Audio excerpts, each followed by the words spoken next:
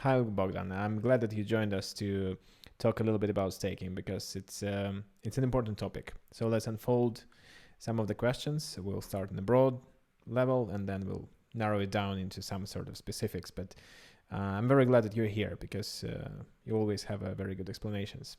Yeah, thank you for the invitation. Always a pleasure chatting with you, and definitely, yeah, I'm an active participant in trying to explain the very complex and demanding topic of staking, and try to familiarize myself every day from the end user perspective, and yeah, it's a constant learning curve. Good, good. Lovely to hear it. Let's first start with the broad definition and explanation of what staking is and how is it different from regular investment. Let's start there. When it comes to trying to abstract this and to familiarize yourself and provide a good explanation that is very straightforward and understandable, I use this analogy of essentially trying to nurture a farm. So suppose a group of people would love to produce some food, some fruits, vegetables, whatever it might be, and there are few ways to tackle it, right? So one is for each of the individuals to essentially try to put in as much physical effort into it, and then it's sort of a competition who will provide the most physical effort, and then in accordance to that effort, physical effort, um, uh, provided to get the according fruits. The physical effort, what is it the analogy of in terms of, well, technical parts of staking?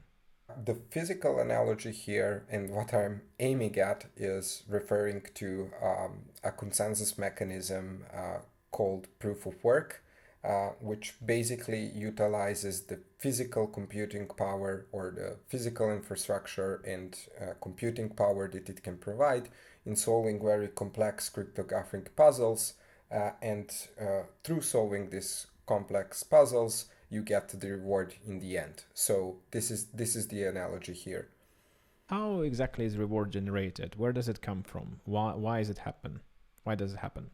Now, if we come back to our little analogy of the farm, we will see that the other way and the alternative way of approaching the healthy state of the farm producing fresh produce would be okay.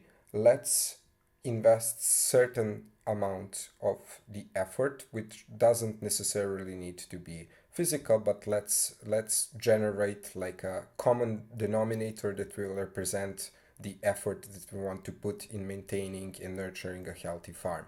And how this translates into our topic here is another consensus mechanism of blockchain networks, which is called proof of stake and encompasses entities participating in the network, essentially providing a digital asset as a security, as a means of as a security, as a means of confirming that in this process of nurturing and the farm and generating rewards will act honestly and behave respectful towards the others, and also that all the rewards that are going to be generated are not going to be um, redistributed in a way that is malicious or that is favoring a certain entity if we have agreed to provide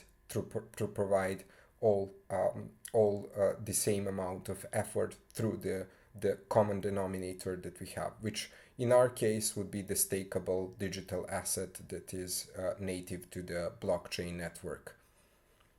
All right, all right. And why do different chains have different reward rates then?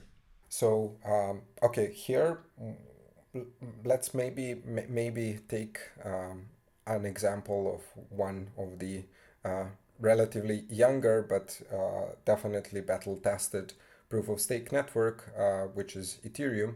And if you take a bit of a deeper look into it, when we hear that Ethereum has a young staking network, like Ethereum, it seems like it's been there forever. Could you explain that? Ethereum initially used the well tested, well proven proof of work model, and this model is great because it provides good security. So it's a very linear process. You invest certain amount of the computing power, of the infrastructure, of the hardware, of the electricity, and then for the amounts that you invested and the time you invested to solving this puzzle, you get the reward in the end. But on the long term, and in terms of a more broader adoption and utilization of the cryptocurrency itself, in various different use cases, what is required? Well, it's required first of all for it to be accessible, and it's required for it to be secure, and it's required for it to be efficient and quick when it comes to transacting the said currency. So Ethereum wanted to essentially capture the security and the predictability of the proof of work consensus mechanism, but scale it up and bring it to new heights in terms of adoption. So so what it also did, it essentially reduced significantly reduced the energy required for the network to operate, promoting a more sustainable vision and vision more aligned with broader adoption. And sorry for this sidetrack, but let's go back to the question, the initial question then, of why different chains have different reward rate.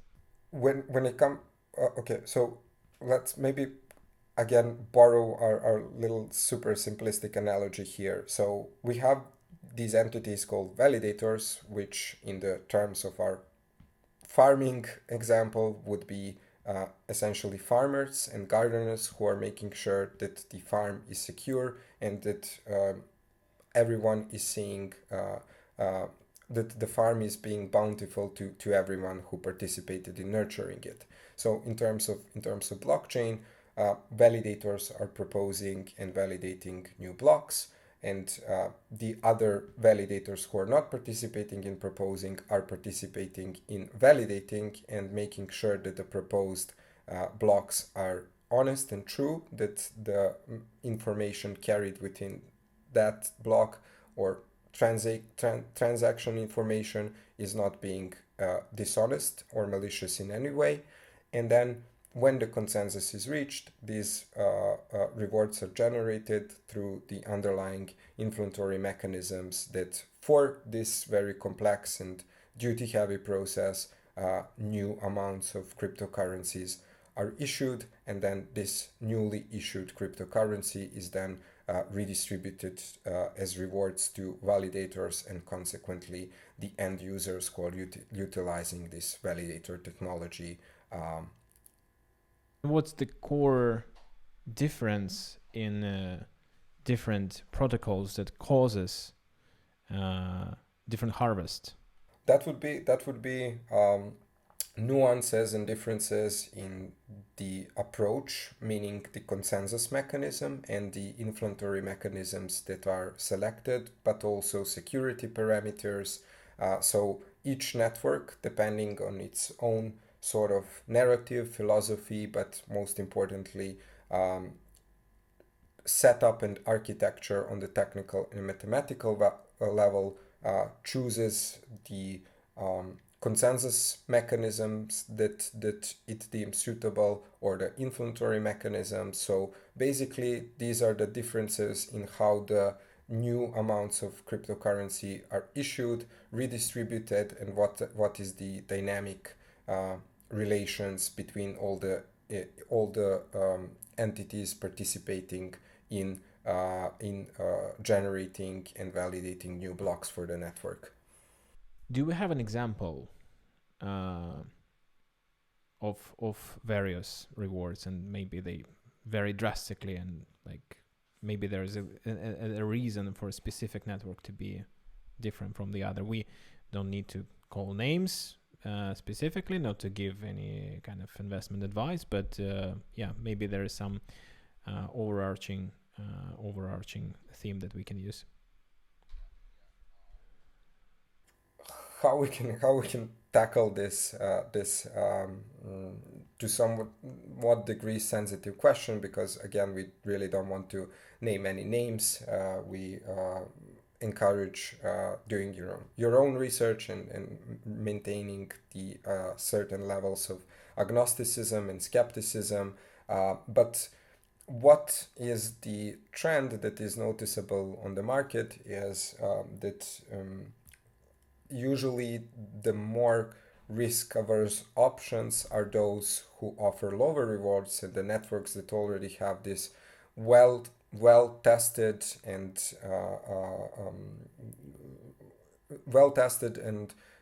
complexly structured models and healthy ecosystems built around them. So I would say that lower rewards correlate, not necessarily, of course, but the lower rewards correlate with more stability, security, and trust toward the overall sentiment and trust toward the asset. And higher reward rates tend to correlate with the newer networks, with networks who are still sort of testing things out, finding their firmer grounds, and yeah, because there is also often there is a monetary motivation, and the models are constructed in a way to attract people and make it make it a breakthrough towards a more massive adoption of the network, hence the higher rewards. And this is something that protocols usually take into consideration when embarking on their journey as a POS network. Okay, understood. Thanks. And this is a good segue into overall market discussion. Let's talk about what's going on in the market today, because there is a trend of institutions getting into staking. And why is it happening? Because, again, an overall perception of the blockchain industry is that volatility is too high, and it's difficult to predict what's going to be happening. Is it like, could you give your overview of that? So it's always a little bit of a tricky topic here, but what we can definitely see based on market trends is that, in a way, blockchain and cryptocurrency is becoming a bit of a more boring environment, meaning that there is a lot of regulatory frameworks in place, and again, the market is finding much more firmer grounds, which is also mediated by these big institutional players offering traditional financial instruments, getting into the game. How this reflects, despite volatility and overall uncertainty of the macroeconomic trends, we can confidently say that the overall market capitalization is standing at around 2 trillion, which is obviously too large of a number to even abstract, but out of which, interestingly, around 24% of the currencies and networks contributing to this number are actually proof of stake networks. So with the addition and novel technologies utilizing Bitcoin as the first cryptocurrency and the most trusted one, this number could potentially go even higher in a process that is mimicking staking. But yeah, definitely quality of being stakeable is a very important for the asset, and we see a lot of new emerging technologies and innovations emerging and creating new markets. For example, restaking, liquid staking being very very sought after option. So yeah, despite the volatility, we see that the market is And since you mentioned the liquid staking and restaking, um, let's talk about Lido for a second. Why is it important for staking providers to emphasize that they support Lido and they run their nodes? Why do they do that? since the conceptualizations and ideations of how these staking models might look like, there is a potential entry barrier, right? So we all want to contribute to the network and see benefits from it for providing security and staking our assets in that name. But because for example, on the case of Lido, and Ethereum is the most um, often and highly staked asset through the Lido protocol, there are certain entry barriers for Ethereum in order to become the validating entity, to be the validator. You need certain amount of ETH, which is currently 32. So this is still an entry barrier for a lot of people, and not only from the monetary perspective, but also validating networks is not an easy job. Okay, it's much easier than solving really complex cryptographic puzzles and eating up electricity to do it. But still, you need to be a little bit of tech savvy. You need to have certain hardware requirements for your PC, and you need to make sure that you are not being lazy, so that you're constantly participating in maintaining your validating activities for the network. So how and there is a third entry barrier. Once suppose you get enough resources to become this validating entity, there is the issue of being a bit illiquid, because say okay, you decided to invest into the network, to stake for the network, and then something happens and you would like to pull out your capital, your assets that you used, and this sometimes come as a challenge, and you might lose rewards for it. It might be a bit complex, so it's not that straightforward of a job. There are obviously improvements, not only for Ethereum but other protocols as well, that is addressing this issue, but still they're very reasonable entry barriers to enter this staking rabbit hole, if I may add. But how Lido and other liquid staking protocols address this issue of not enough democratization and participation from the common folks, right, who would like to dabble a little bit, be risk aversive, and invest a little less, but still participate in the staking and support the network that they have chosen to support, is addressing exactly that, providing additional layer of liquidity and economy around it. So for the in the counter value of the asset that you have staked, in the counter amount, sorry, okay, let me rephrase that.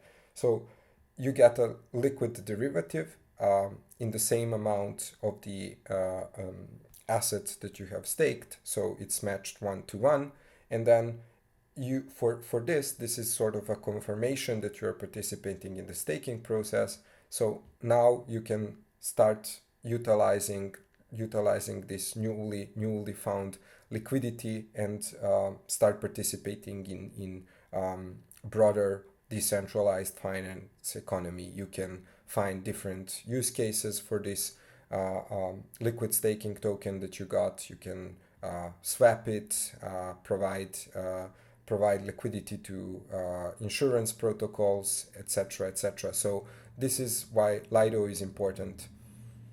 Thanks. And let's go back a little bit to institutional staking, or institution adoption of staking. And let's talk about El Salvador. What's going on there? Great that you mentioned that. There is a great experiment becoming more and more stable by day, and through the example of El Salvador. But yeah, let's start by maybe mentioning why there is institutional demand for staking digital assets. Um, well, it's certainty. The broader adoption is a certainty. Um, okay, let me rephrase that. Okay. Yeah. Good question. Before maybe diving a bit deeper into the El Salvador's example, the blockchain technology, not only through the cryptocurrencies, but as a distributed ledger technology and as a novelty in the ways of approaching data and processing data in a world that is steadily gravitating and developing towards a paradigm shift towards dataism. So data is the key word everywhere. Um, is Yeah, blockchain in that context is being proven day by day to be more and more reliable, to be more and more efficient, and there is definitely a steady demand for it as an alternative to traditional instruments and solutions offered by the global financial system. So even if we take a look into the historic data, although Bitcoin and some quantitative empiric analysis as well, Bitcoin remains, although remains still a risk asset, it could potentially be hedged against the US stock market, for example, or crude oil prices. So it remains a good vehicle for diversification and alternative for traditional finance instruments in the world that is plagued with uncertainty and doubt.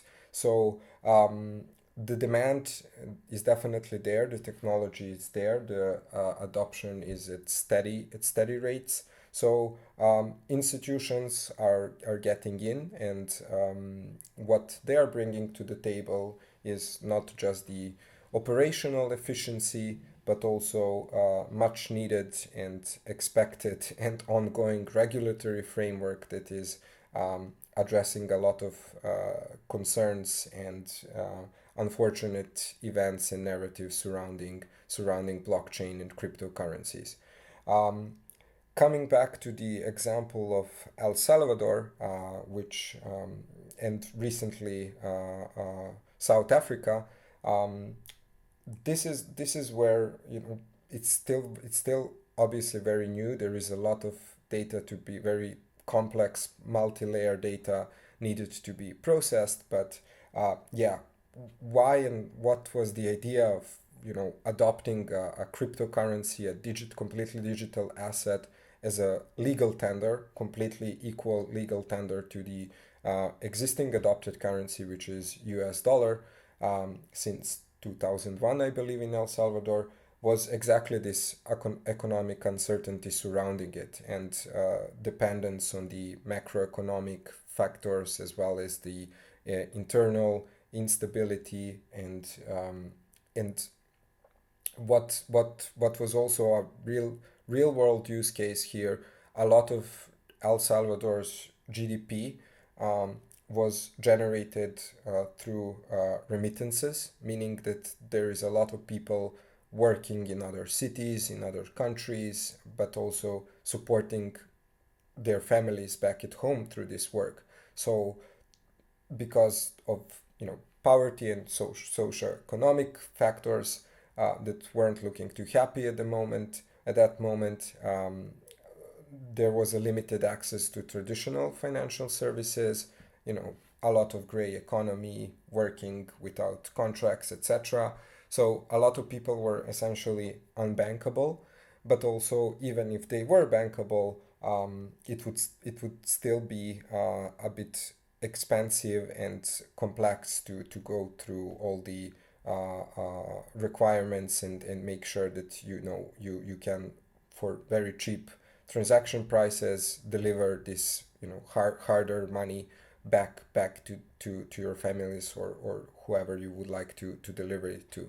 So that was the main idea, and yeah, the results are still being figured out. The modeling is still being figured out as an incentivization model for people to participate in this novel economy. The state issued wallets, so people could experiment and start using these Bitcoin wallets.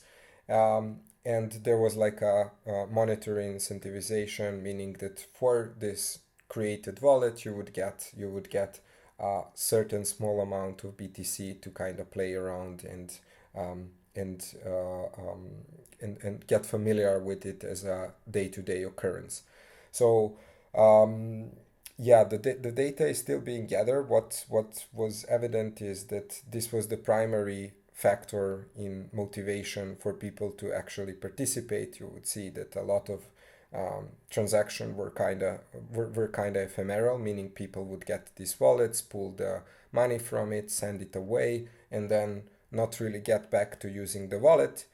But how this and how potentially this can be expedited further, and what value it brings to the table that is much more broader and impactful than the usage and adoption of the cryptocurrency itself.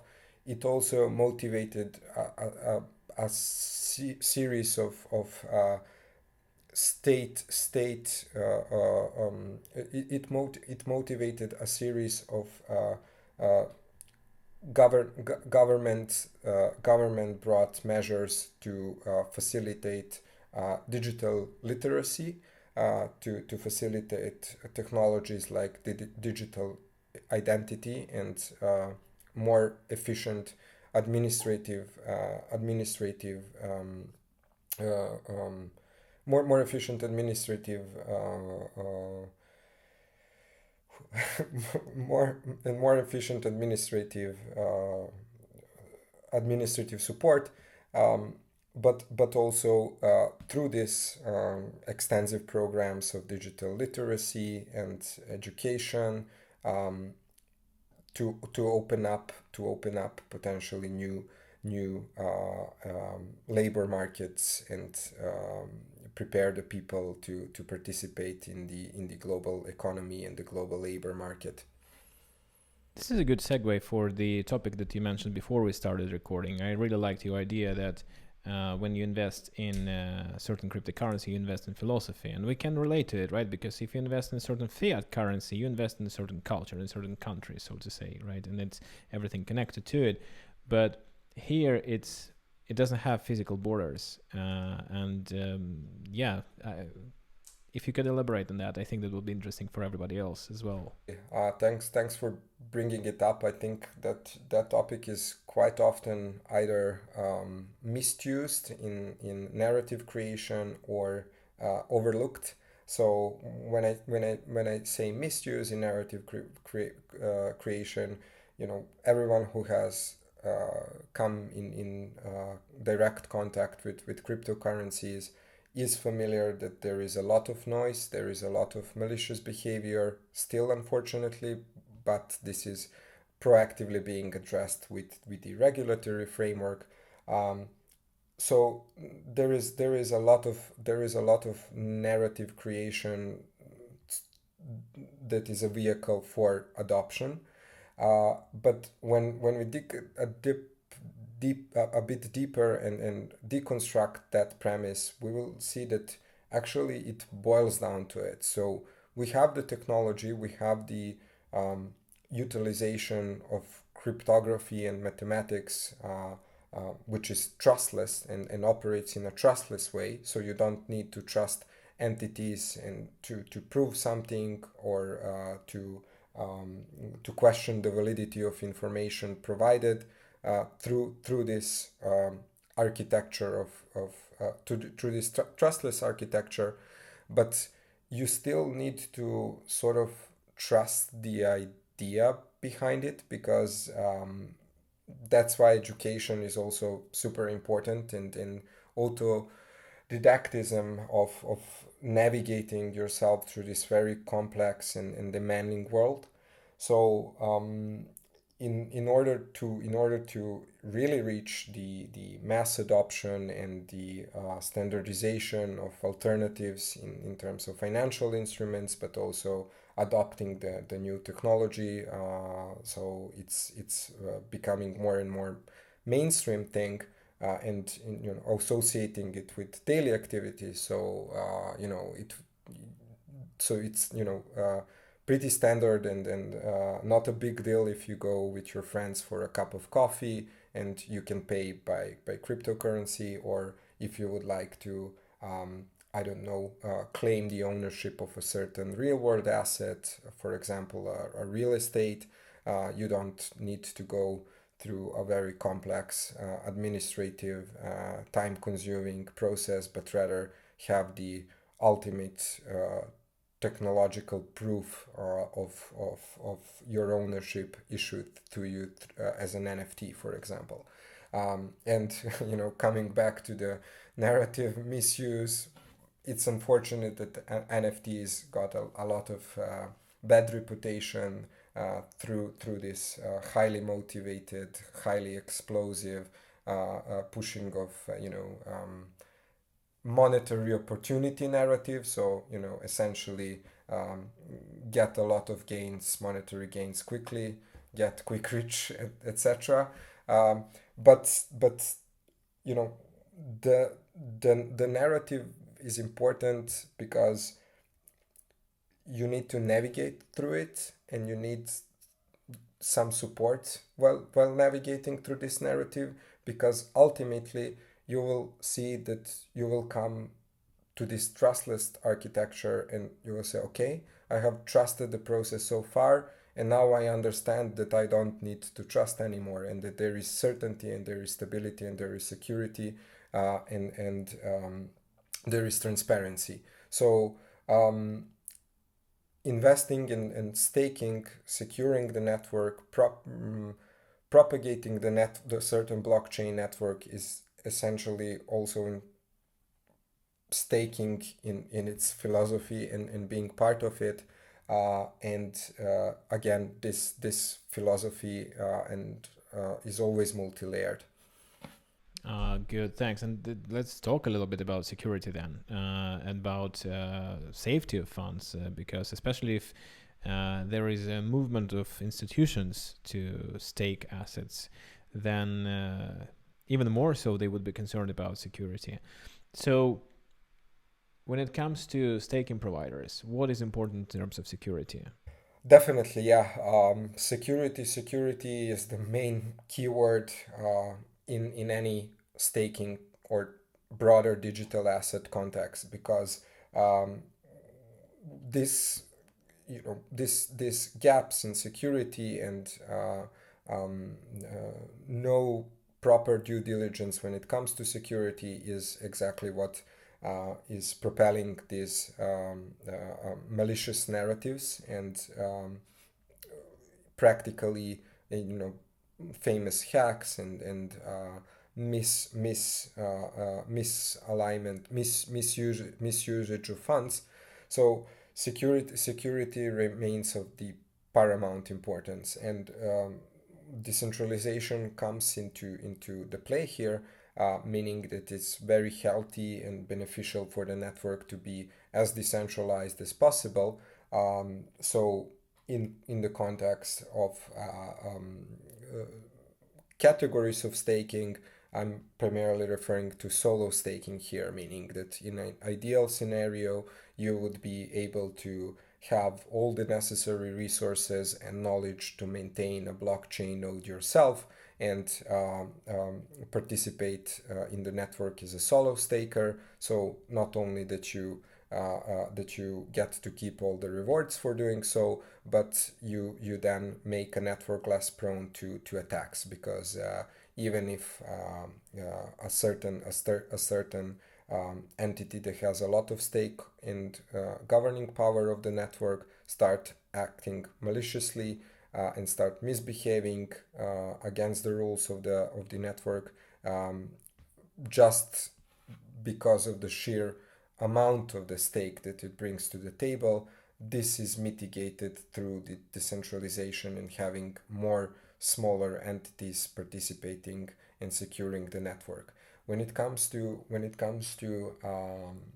the level of infrastructure, obviously the gold standard for this would be, again, besides solo staking in the context of institution, would be utilizing bare metal server hosting, so high performing hardware, globally distributed across multiple regions of the world, and not relying on the provisioning and server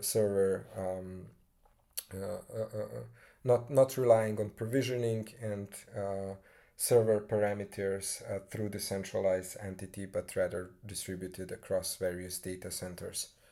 When the data centers are distributed globally, is there any legal benefit of this? When it comes to globally distributing these data centers and making sure that the network has enough entities, independent entities, validating it, this is important, even though it will sound a little bit paradoxical, because we have the primary idea of decentralization, and again, very real and important need for standardization of stuff. It's important, in my humble opinion, to have also globally distributed data centers and blockchain infrastructure as a potential opportunity for essentially transnational collaboration through standards. So you have umbrella framework that is going to precisely define and that is going to precisely define and enforce the certain standards in the path towards decentralization. But also this could be a very good opportunity and a vehicle for more and more countries, especially the ones who would benefit from real world use case blockchain applications. If we come back to the example of El Salvador, to participate and adopt the blockchain technology at the institutional level. And when it comes to treasury funds and government funds, again, we're seeing that El Salvador is quite committed to diversifying their holdings and their economic power in terms of becoming less and less dependent on the macroeconomic factors, which inherently these days carry a lot of uncertainty. And is it that staking is just uniformal and any institution equally gets the same solution? Or could it be that for some institutions, and sometimes they're big, sometimes they're very big, there could be a necessity for custom-built infrastructure? And if so, what kind of customizations might be needed? Definitely. Okay, there is definitely a demand for more standardization, especially when it comes to regulatory framework. But when it comes to institutional adoption, and first of all, what are the institutions what are these institutions, what these entities are, these entities are either governments, are either traditional financial institutions like banks, funds, exchanges, traditional financial instrument providers. So all the entities that are very compliant and well versed with the region, local and global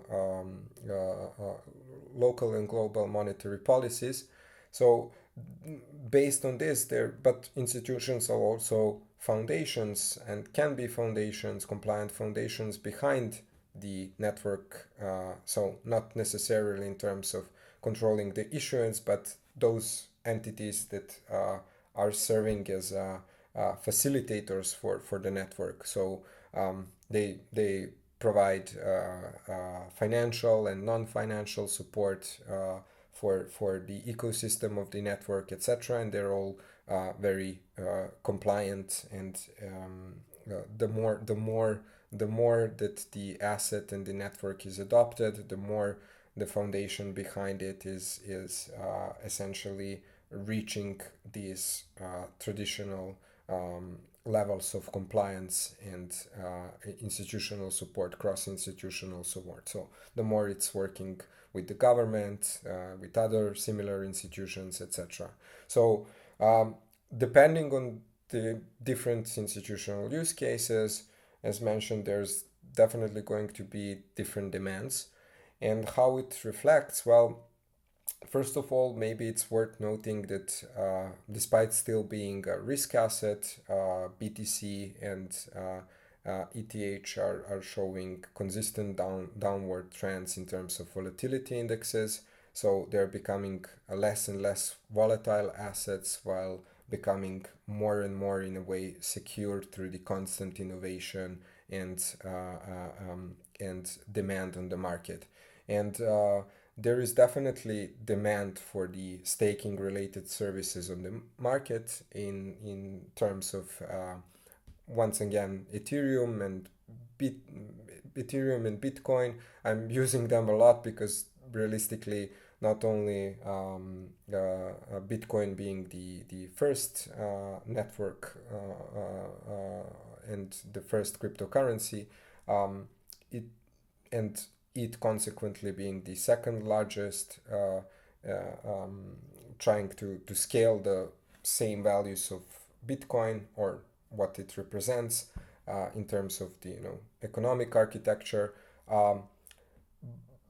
These two networks and these two currencies are definitely being at the forefront, both in terms of adoption, both in terms of innovation, but also in terms of regulation. So they are feeling the effects of these institutional players joining the market, which we saw through the ETF spots. Thanks. That's very insightful. And I know that you're working with institutions and you can provide free staking advice basically for institutions on how to create their staking infrastructure, how to start their staking business. What would you say around that? How do we reach you? What can you offer and such? At Stakeway, we utilize our robust, reliable, decentralized infrastructure, but also technical expertise as advisory power for all the institutions interested in exploring the idea of adopting the staking technology and broader blockchain technology into their offering. And we do this in a way that is compliant, that is decentralized, and everyone who might be listening that is coming from that sort of environment is encouraged to reach out, and we can talk more about it because we genuinely believe and are supporting and nurturing institutional adoption as the foundational means towards a broader adoption and much needed standardization and security of the digital asset and staking market within it. Thanks. And for everybody else listening, we're wrapping this up, and I would like to know if you want to unfold certain topics on staking, because today we did a general outlook, and thanks Bogdan for that, because it was a fantastic overview with quite a deep dive into certain areas of it. But if there is a certain interest in staking topics, just don't hesitate to reach out, post in the comments below, or just talk to us. We are always there to continue the conversation. If you want to get on the podcast as well with some of our representatives and just talk staking, that's also an option. Bogdan, thanks very much. Any closing words from your end? Yeah, thanks, Dennis. It was a pleasure chatting up, and I sincerely hope that even though as someone who is actively trying to wrap my mind around the complex and demanding topics tied with staking and the future of it, sincerely hope that it provided some useful information and high level overview. And will above all encourage people to explore the idea of staking, but also more importantly, idea of cryptocurrency and blockchain technology adoption. Yeah, thanks very much. Pleasure talking to you as well, and good luck, everybody. Join us for next episodes for the blockchain podcasts.